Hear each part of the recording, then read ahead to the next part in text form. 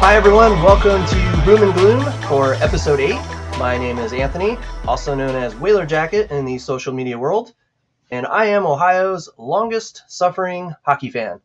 So every few episodes I like to explain why I say that for any listeners who might be tuning in for the first time. So I call myself Ohio's longest suffering hockey fan because most Jackets fans have only been suffering for about 23 years. But before I was a Blue Jackets fan, I was a Hartford Whalers fan living in Connecticut. And they actually moved to Carolina right before my senior year of college at Miami. And if you think the Jackets were disappointing, you have no idea. The Whalers were something else. So, while most Jackets fans will say they have suffered for the better part of 23 years, I can say that I've been suffering for 37. Not only have I witnessed my favorite team only win one playoff series in that time, but I also have had my heart broken as my favorite team was ripped away from my home state, moved hundreds of miles away, renamed, and rebranded. So that is why I am Ohio's longest suffering hockey fan. And that is why I speak to you now. I'm someone who's watched, played, coached the game of hockey for a long time, seen a lot in the world of hockey during my 47 years on this planet, and I just feel like I have a lot to share. So let me start sharing. Let's talk some Blue Jackets hockey. And this episode is actually a landmark episode, if you will. We have our first guest ever on the podcast, some other Blue Jackets fans who are willing to give up their time today to talk some hockey, and I really appreciate them doing this. So first, let me welcome Mara, Twitter handle CBJFan5477. How you doing, Mara? I'm doing great. Thank you so much for having me today. No, thank you. Thank you, because this is fantastic. I'm so happy that you guys are willing to do this. And let's also welcome Mark. Twitter handle is at MarkCorell2. How you doing, Mark? Pretty good. Thanks for having me. Awesome. Thank you guys so much. And I think I told you in like the little pre-show email I sent you guys, I'm not big on the banter. I just like to, this is a hockey show, so I just want to get right into it. That's okay with you guys. All right. So I guess we'll start with the topic that's kind of taken over Blue Jackets hockey world right now, and that is the Elvis situation.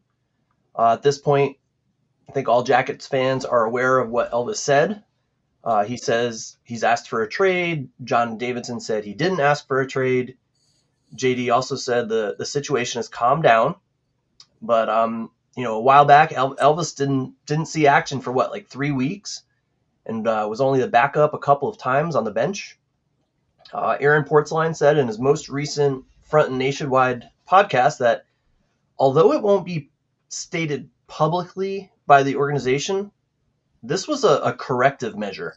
Okay, they want him to be a better teammate. And there are rumblings behind the scenes that other players are kind of fed up with him. So my questions are, and this is where we're going to get into it here, has the situation been handled appropriately by the front office and coaching staff? And what do we see coming from this, especially now that Spencer Martin has been claimed by Carolina? And I see this as there are four possible outcomes. Elvis ends up staying. Elvis ends up traded by the deadline. Elvis ends up traded after the season. Or Elvis gets bought out after the season. So I'm gonna tell you two my thoughts, and then I'll have you guys chime in with yours. So my original opinion was that the Jackets handled it poorly. Okay, but then I got to thinking, all right, maybe they did try to keep everything internal. And I apologize, my dog is barking again. Something I did not anticipate. So maybe it was Elvis who blabbed in the interviews. Okay, the organization's stance on the subject was that it was all part of their plan. Okay, they wanted to get Tarasov more time and see if he could handle being a number one. So maybe they tried to keep everything quiet and internal, and maybe it was Elvis who ruined that with his big mouth. So I like Elvis's fire. I really think that the terrible circumstances involving Matisse Kivlenic's kind of derailed any path to his status as an elite goaltender. So I really think that's what did it, and I can't fault him for that. I can't even fathom the pain and the suffering that must be involved with something like that. But they do say time heals all wounds, and I'm not ready to say Elvis will never be an elite number one goalie ever, but I am ready to say that he may need the opportunity to do that somewhere else, and that's not definite. I mean, if you look at Connor Hellebuck, he wanted out. He wanted a trade from Winnipeg, and look what happened. He ended up signing an extension. But my question was, what do you see or predict will come of this? So I'm just going to give an answer for that. I personally think he gets traded.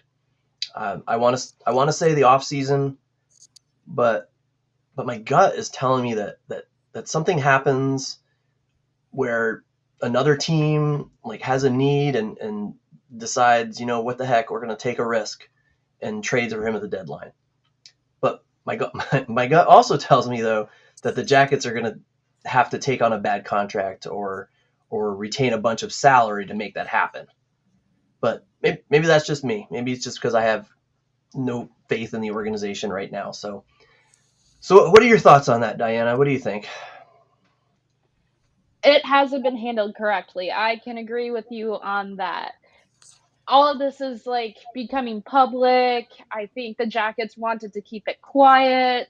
The interviews really did not help Elvis's case. It's just a big distraction, I think, for the organization, which the Jackets have gone through a lot of other not so great stuffs that we're going to be talking about later. I Mm-hmm. think everyone should have kept it tight. I think Elvis should not have done those interviews. Reputation is hard to come back from, and if there's stuff about him being a bad teammate and his teammates being fed up with him, it's going to make it a lot harder to trade him, especially at the deadline. I can't blame the media either, just because the Blue Jackets haven't had much for a national headline since 2019 and maybe 2020. So Right there. yeah, they want attention, and this is just reminding me so much of the Edmonton Oilers in recent years, like the Leon Draisaitl pissy thing. It's just such a mess right now that everyone should have handled it better, and I don't see Elvis getting traded at the deadline unless if Blue Jackets are really desperate to get rid of him and the Devils trade for him. But I see it more of an off-season thing because maybe a team will get their starting goalie injured in the off season or something like that. But I see it more of an off season and an in future thing just to get that return, because I don't think the Blue Jackets are in the position now with Spencer Martin getting claimed to lose Elvis right now, because we don't have, and besides Tarasov and Jet Greaves, I don't see a possibility of them moving Elvis at the deadline. That is an excellent point. I never even thought about that, especially with Greaves down in Cleveland. I think he's a worthy backup, but you're absolutely right. Like they're kind of boxed in now, like kind of in the situation that they brought on themselves. But so what you're saying though, just to verify, so you think he's definitely going to get traded, but it's going to be after the deadline. That's correct. Definitely after the deadline. All right. So Mark, what are your thoughts then? I don't think he's going to get moved at all. He might get bought out at the end of the season, and then they might make Tarasov the number one going into the next season and try to get a really cheap backup, because they're going to have to eat some money. I don't think anyone wants him right now, because I think, speaking from experience, as far as like losing one of your best friends, it messes with you, and I think he absolutely would need a change of scenery. I think I've even tweeted that a couple times. Like, this isn't all on him, but it's also not all on the organization either. So whether or not it's been handled correctly, I have no idea. I'm not in the locker room. I'm not in the front office. I do know that Jarmo likes to keep everything close to the vest, so this definitely sounds like something he would have not wanted to get out at all. But now that the cat's out of the bag, I think that's killed any sort of, I guess, value that he would have on the market, especially with the way he's been playing. I think the buyout is the only option, and I don't even think that happens because I just don't see there's no depth in the goaltending in the organization anymore. That's That's true. gone. Yeah, So I agree. so I don't know. I mean, I think he could get back to his old self if he's away from everything that reminds him of Kivlinix. But then again, goaltender is a highly mental position, so he might never be the same because that's not something that's easily recovered from. Absolutely. Very valid points. Oh, okay. Well, that's cool. That's actually one of the things I'd hoped for. I was hoping we wouldn't like agree on every little thing, and I think we have three different opinions on that. And so I think he gets traded. My gut tells me before the deadline. Mara, you said after the deadline, right? And then Mark, you said buyout. Am I correct? Yeah. Yeah. Okay. All right. Well, then that brings me to our next segment. And I don't have a whole lot to say about this. It's just kind of like a newsworthy topic I wanted to touch on, and that is Jiricek. The fact that they scratched him for 2 games, they sent him down, and I guess the plan is to call him back up for the road trip. Is this the best situation for his development, or should he be playing every night with the big club? So, Mara, we'll start with you. What do you think about that? This seems very unstable, and I don't even know if it's like more of a management thing or more coaching thing. I think they should just either keep him down and call him up a few times, or that he should just be playing for the most part for the games. And this just reminds me of how the Anaheim Ducks dealt with Leo Carlson, with him not playing every single game, but he still True. got injured. So I think maybe they just don't want him getting injured. But I mean, Columbus isn't making the playoffs. So I don't know what they're thinking in the long term with this, but they should just keep him up in Columbus, keep him up with the big club.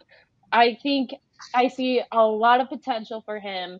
I would love to see him playing with Werenski, but if he needs extra time in the AHL, he should go for it. But I don't want to see him hurt. And I know that the AHL can be a bit more rough than the NHL in certain aspects. So I think they should just keep him up with the club. Healthy, scratch him a few times if they're worried about him getting severely injured, but there's no point in having this instability. Yeah, and scratching is not always a bad thing. I don't think it'll hurt a young guy to every once in a while sit in the press box and just watch, just kind of take it in. So, Mark, your thoughts? I might be in the minority in this, but I think you send him down to Cleveland for the rest of the year. He's only 20 years old. So he still has some growing to do. He still has some um, you know, playing against some older competition. It'll be a slightly less competition, so he'll be up higher in the lineup. But also Cleveland, I mean, no pun intended, but they're monsters this year. They are just They are. destroying people. So you get him in a situation where he's playing meaningful minutes in a meaningful run. One, you can't go wrong with that. Look at the players that won the Calder Cup. Bjorkstrand, he's an NHLer. Werenski was involved in that a little bit. So I mean, that matters, especially at that young age. So I don't think calling him up and sending him down. I think, after this road trip, send him down, leave him there, let him marinate in that type of run that they're going to go on. Because I think they can win it all. And if he's on top line or second pairing in a Calder run, that can only benefit him and the franchise going forward. This season's lost. Let him do his thing against younger players, but in a more meaningful way. I love it. I love the perspective. I don't know where, like, I can't give you guys a concrete answer about where I stand on that because I'm in the boat of play the kids, and we'll get to that when we talk a little bit more in a different segment. But I want to see the kids playing, but playing in the AHL, that is still playing. So I don't have the hockey IQ high enough to determine, is it better for him to just be playing in the NHL, getting the time, or is it better to play in the AHL and getting the time? But one thing I can agree on and that I'm absolutely adamant about is that he needs to be playing. Once in a while, scratch in the press box, not a bad thing at all. But overall, the dude needs to be in the lineup, in a lineup. Okay. All right, so we're going to move on to our next segment, and these last two segments that we're gonna get into are kind of the doozies here. There's a lot of talk about these. Twitter is always on fire with people arguing about the different aspects of these two topics. So we're gonna get into these next. The first one is Jarmo Kekalainen, the GM. Someone posted on Twitter recently. He said that people complain too much about Jarmo, and that all the good things that he has done for this franchise, they always get overshadowed. So do we agree or disagree on that? Does Jarmo deserve the negativity and the criticism, or has he done more for this franchise than he gets credit for? So I'm going to start with my thoughts on this, and I personally think he deserves all the negativity that's coming at him right now. The dude has had 11 years to build a winner, and he has not done that. That's kind of his job is to build a winning team. Now, some will say he's drafted well. All right, he's brought in some great young talent, and he deserves kudos for that. Well, do you know why he was able to bring in players like Fantilli and Jiricek and Johnson? It's because his team sucks. I hate to say it, but they did so poorly with the team that he built that they have these high draft picks. And I don't want to sound like a condescending know-it-all jerk here, but I think I could have done just as well drafting those same players. I mean, the picks were no-brainers. If I was standing at the podium this summer, I would have picked Fantilli. And the year before that, I would have picked Jiricek or Johnson. I can't remember which year was which. But because I would have looked at all the scouting reports and that's what it said. Now, I could have made just as informed a decision. And believe it or not, and you guys may not believe me when I tell you this, but when the second round started last summer, I said to myself, if I were the Jackets, I would take Brindley if he's available. And I'm just an average Joe hockey fan, all right? And if I could have made those picks just as easily, I guess what would set Jarmo apart would be his later round selections, like his ability to draft further down the line. And I'm sure he's had some decent ones. But again, yes, absolutely. But where is the success? All right, that's my thing. So he has had 11 years, and I think it's 11. You guys can correct me if I'm wrong. And we have not been successful. So you can say what you want about all the draft picks, but the fact of the matter is he has not been able to put the pieces together to create a winning team. Now, I will say to his credit, not only, like you said, Bjorkstrand, but the Chinnikov pick is looking better and better. But when you look at the whole picture, I just don't think he's done a great job, and I think we need a new change, a new vision. So I also have comments on his trading ability, but I want to hear what you guys have to say first. What are your thoughts, Mark? Both. He deserves credit because he's done something that no other GM was able to do, and that is get them to have at least a successful round in the playoffs. True. Albeit in, like historic fashion. So, I mean, there's a lot of luck involved to get into the playoffs with the way they, had structured that team. But once they got in, I mean, we're one injury away from beating Boston and making a cup run. So I think it was Nudavara got injured against Boston, and there went their depth. I think if he doesn't get hurt, because the way he was playing, they beat Boston, and then they would have been favorites to go to the cup with the way that team was built once they got in.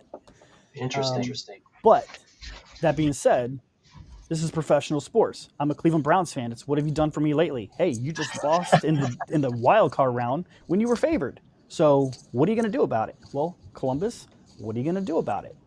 You had one playoff success, one playoff run. You got out of the first round.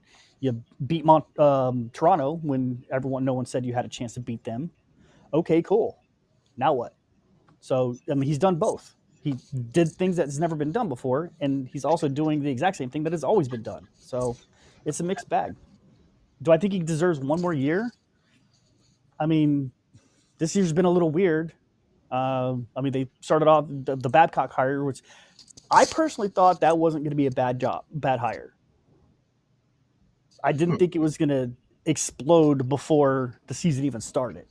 I was optimistic. I mean, I was in the minority who absolutely loved the Tortorella hire, and all you would see on social media was this: what a joke, what an ass! Why would you do that? You're just destroying this franchise. And then what happened? The best 5 years this team has ever seen. And he's doing the same in Philly right now. The same thing with Philly. So all the negativity about the old school coach that has a shelf life, well, that's what they needed. And I thought they needed Babcock. Now, what happened with all that, with the sharing of pictures? I mean, yeah, that's a weird look. But at the time of the hire, I was like, okay, well, this guy means business. He's going to do the exact opposite of what Lars was doing. That's what we need. So, and then, third time's a charm for Pascal Vincent. So he hires him. And then, of course, our bid players start getting injured again. They're playing like crap anyways. This season, again, is a wash to me because it started off weird and then has just gone every which way it could possibly go. So I think maybe next season is Jarmo's last season. Okay. Yeah. I think, like what you said, it's all about sustained success. I like to use that phrase a lot. Jarmo has not given us sustained success. We did have that playoff run that was nice, that win against Tampa, but as fans, I think we want sustained success. We don't just want a year to make the playoffs and then have to wait 10 more to get back in again. So Mara, chime in here. What do you think? There has been a lot of negativity in the fan base, and a lot of blame is being put on Jarmo. But I do think he deserves a lot of the negativity in this past year, honestly. Like, ever since losing Panarin and Bob, CBJ started to go downhill, and I think that 2020 was a miracle, and no one was thinking Torts and the tandem of Elvis and Corpuscello. Because when one was injured, the other stepped up. We would not have known they would have been as successful as they have. And then there were a lot of questionable moves ever since that 2020 playoff run. The trades and then the Bjorkstrand trade, I did not like that. It was a punch to the gut. The Atkinson trade, I hated that. I became a Blue Jacket fan because of Cam Atkinson and the success the Blue Jackets had in making the playoffs. So the 2019 playoff run was my first year of being a Blue Jacket fan, and then 2020 happened.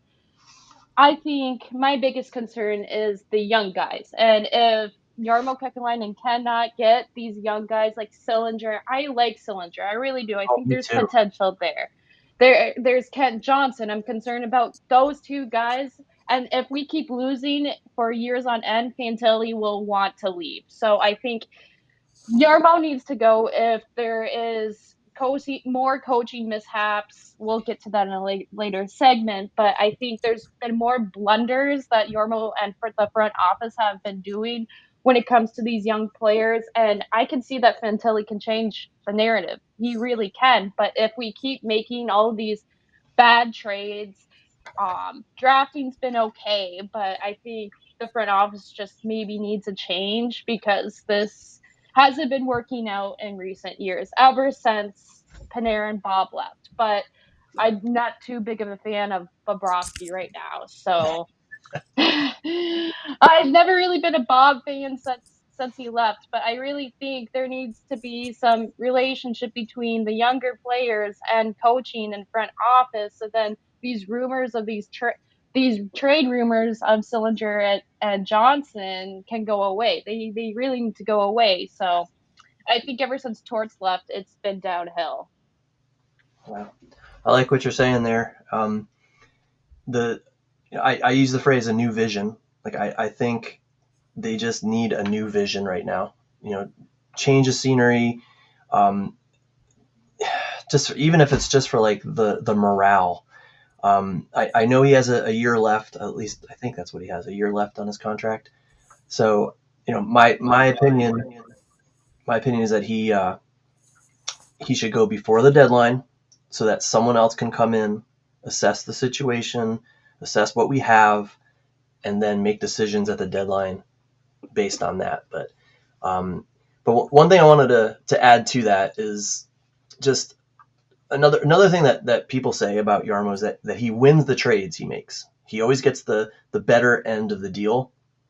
But I have this great analogy, and I'm kind of bragging here by saying great analogy. And I put this on Twitter. I don't know if you guys have seen this. I've said this in a different episode, but the way I see Jarmo winning trades is it's like me trading Dollar General coffee for Starbucks coffee. I've won the trade. If I trade Dollar General coffee for Starbucks coffee, I have won the trade. I got the better coffee. But you know what? I don't drink coffee. I don't like coffee. So it doesn't benefit me in the long run. So sure, Jarmo has won some trades. He got the better players, the better deal, but it didn't end up benefiting the team in the long run. So did he really win them? So that's my take on Jarmo. And I won't even get started on the defense because that's just another issue. I mean, we've had what? Like if you look back to last year, okay, we've had 2/3 of our defense change basically because Werenski was injured all last year pretty much. We added Jiricek, we added Provorov, we added Severson. So that's 4 out of the 6 D that are basically new to the team. Our defense was revamped, and it has not worked. I actually have something to say in regards to that comment. So Sure. I don't know how much you guys watch college hockey, but my alma mater, North Dakota, they actually got rid of every single defenseman, and now they're top of the league. I know college is a bit different from the NHL, but I think there's something else that's going on that we probably don't know that like maybe I was optimistic about the defense this year. I thought, you know what, we got Severson, he's great. Let's see what we can do with him. Jiricek, Werenski back, and then injuries on every level. So it could either go to crap like it's been going for CBJ, or it could be a wonderful thing in the college sense with North Dakota. So it's really a mixed bag when you change so much. So that's just the other side of things if you change things up like that. Nice. Well, to be fair, they still have Peak, which I still don't understand why everyone was falling all over themselves over him. They still have, Blankenberg is still in the organization, and he was great last season when he was up here. I think he's only down there just because we have some of the, higher priced guys. And at the moment we're getting healthier, but I don't know. I liked the Provorov move. I liked the move to get Severson because, some of those guys that were playing full time just either A, weren't ready or just are not NHLers. And now we got some NHLers, but this will probably lead in the next segment, but is it structure? What was Babcock's defensive structure compared to what Pascal's doing? Because Babcock was always, he's almost like Torts, like defense first, that matters. You play your defense leads the offense, period. Well, we're not playing that way now. Right now we're playing like offense only. Very true. There's a couple plays where what was the goal a couple nights ago where like nobody was in front of Elvis, but yet two opponents were, and you're like, what the hell's going on? Like, what are we doing? What is this? Is this like the reverse umbrella? Because we don't know. Yeah. Did you see the screen cap on that where they had all 5 guys were in the corner on that play. Yeah. It's crazy. What is that? I have played better defense in my rack hockey league, and half of us have never played hockey. So to play like that, we've always had at least 2 people in front of our goalies. So I just don't like the defense structure. I really would have loved to see how Babcock would have done for our defense if he was still with us. And that actually is a nice segue into our next and final big segment, which is Pascal Vincent. So, a lot of people, a lot of fans are calling for his head already. We're just over halfway through the season. So, is this fair, or should we as fans be giving him more time before judging his performance? Maybe it's the players that he was given that don't mesh well, in which case that means the blame would fall on Jarmo, or maybe it's the structure, which is a coaching problem. So what do you think? Is the criticism fair, Mark? What do you think? I don't think it's fair at all. One, he was put into pretty much the most impossible situation you could put a coach into. The head coach that you were passed on over, that they hired, somehow manages to do something to where they get fired right before training camp starts. So now you have like 3 days to set up your training camp and to try to install what you want to do, which I can almost guarantee, because every coach is different, would have been different from what Bobcat had set up. So he gets less than a week to do that. So he's basically trying to install offense and defensive structure throughout the season. Oh, by the way, we're going to play the first 31 games of our season in the first 60 days of the year. Yeah, that was horrible. So we have absolutely no practice time. And then on top of that, some players start getting injured in and out of the lineup. You're trying to figure out what lines work because you didn't have a full off season as the primary head coach to try to figure this out. I think he's getting a raw deal. Well, before I chime in on that, Mara, let's get your thoughts on the same thing. Wow, that's a very interesting perspective, Mark. I had a lot of patience for Pascal Vincent earlier in the season, but there was just so much that's been happening with rumors, I guess, with Sillinger and Kent Johnson and all of this stuff that just went on, that I don't know. I think it's more of if the players feel comfortable, if the younger guys feel comfortable, because the reason why Babcock got fired was it was a younger player with those pictures, I think, or so goes the story. So I don't know. I would feel more comfortable with a veteran head coach after dealing with Larson and now Pascal this year. There's been some risky moves, and I don't know if they have actually benefited the team. So my opinion on this is it really depends on the locker room and how the younger players feel and the veterans feel. I think Fantilli needs more ice time. I just gotta say he needs to be center. I don't know. Maybe he does need to be center. Maybe he doesn't. I'm not a coach, but I think Fantilli deserves some more ice time. And he can be that player that Columbus needs to just score more goals, make it exciting, even though we're not making the playoffs. So I think there's a lot of negativity that Pascal doesn't deserve online, but then also it seems like such an impossible situation that I can't really give an opinion at this point. But I think maybe it's a player's decision. I think a lot of this stuff has been in that we don't know about, like it's locker room players, team management, stuff like that we as fans do not know if how the players really feel. So I think the players have decisions to make. If they feel good about Pascal, then maybe just give Pascal another year as coach. Yeah. All right. Well, my opinion is, I think the criticism is fair.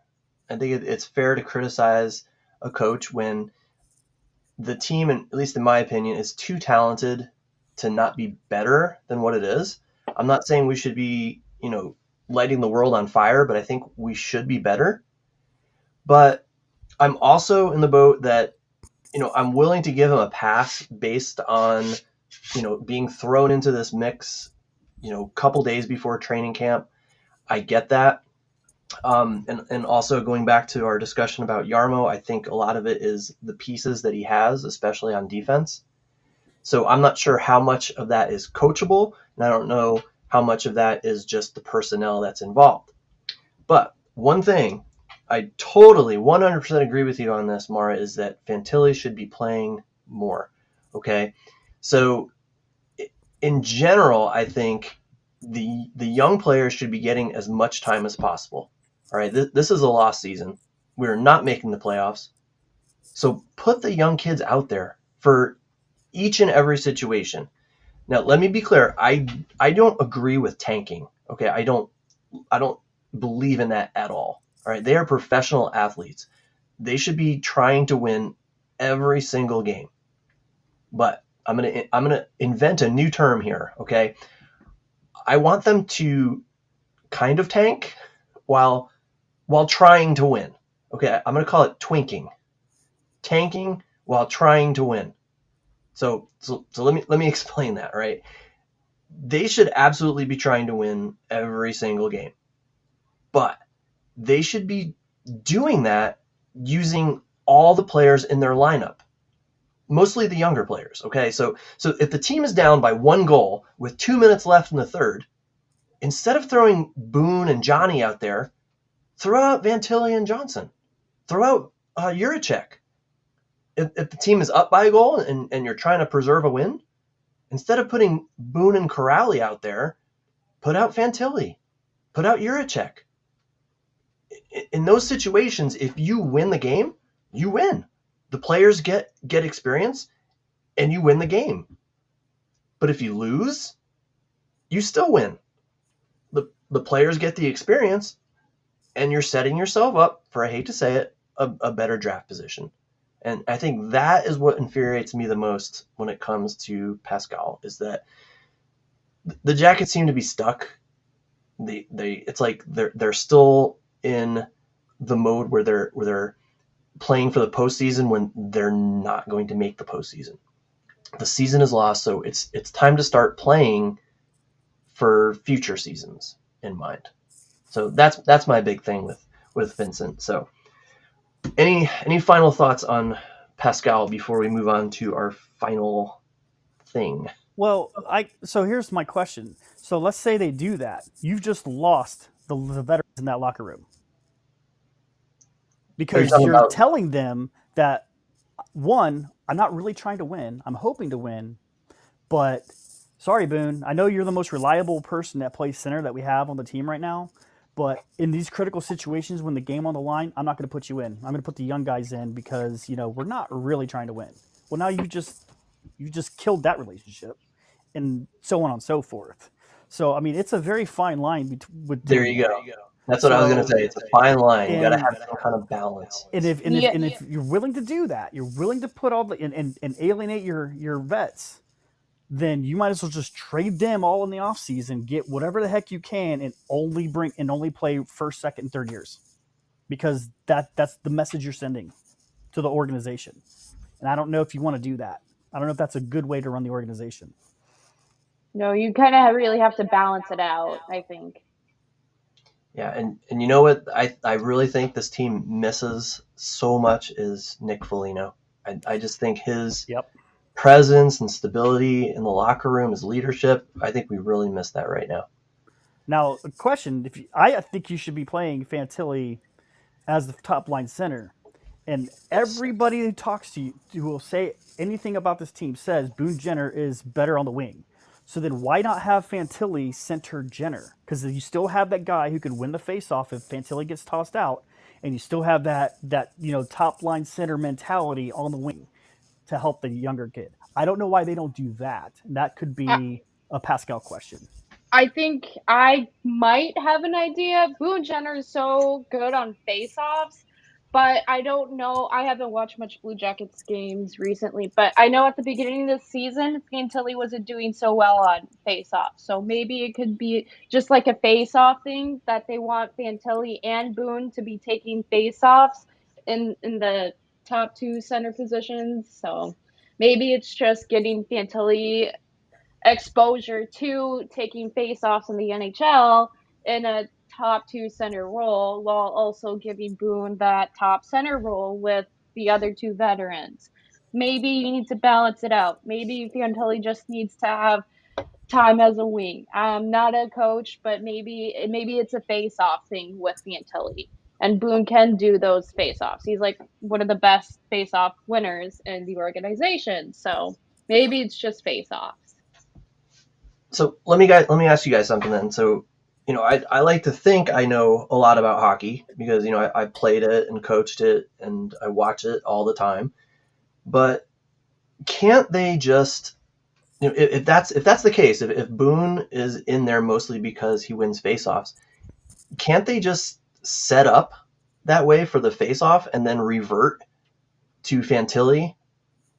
Like That's what happens when they throw someone out of the dot. That's what they do. So exactly. I agree. I don't know what the issue is then. It'd be more of a Pascal thing than maybe. I don't know. It's but obviously the whole point of this whole podcast and us talking is because of things like this. It's just so frustrating sometimes to be a Jackets fan. It really is. So we pretty much come to the end of the line here, and I want to end with a quick question. This is just kind of a random opinion question. The Jackets have gone over 2 years now, I believe, without a shutout, and I don't even know how long they've gone without a 3-game winning streak. So I want to ask you guys, which do you think is going to come first? Do you think the Jackets are going to get a shutout, or do you think the Jackets are going to win 3 games? What do you think? We'll go with you first, Maura. What do you think? 3-game winning streak all the way.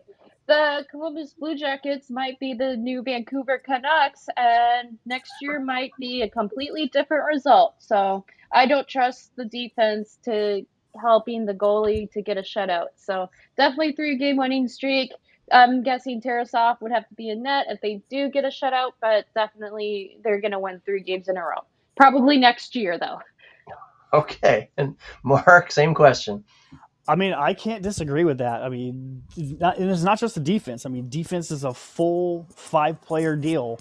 And for whatever reason, there's always at least one guy who's seemingly out of position that just either turns the puck over or just has no clue where the other opponent is. And they're just in a wide open slot area. And now you're relying on a goalie who's both Tarasov and Merzlikins are kind of in their head right now. So I definitely think it's going to be a 3-game winning streak. I think it'll happen maybe a little bit later in the year when their schedule actually, kind of softens, because they've had one of the tougher schedules of the season so far. So we'll see when it softens up a little bit. Yeah, I'm going to have to agree with you both. If I had to pick between the two, I see this team winning 3 games before that shutout comes around. So, all right, well, there we go. Something we all agree on. That's wonderful. All right, well, you two stick around just for a moment after I end this thing. But I just want to thank everybody for listening today, anybody who is listening, and thank you to our first ever guests on Boom and Gloom, Mark and Mara. Thank you so much for joining us. I hope you guys at least enjoyed talking some CBJ hockey. That was great. It was so much fun. Thank you so much. All right, so I'm going to end this recording here, so just stick around for just... So thanks again for joining us for this week's episode, and to all the listeners out there who have actually stuck it out this far, appreciate you doing that, and hope to see you back next time. If you have any questions or suggestions for the show, please shoot them my way. You can find me at Whaler Jacket or old-fashioned Gmail, whalerjacket@gmail.com. Take care, and go Jackets.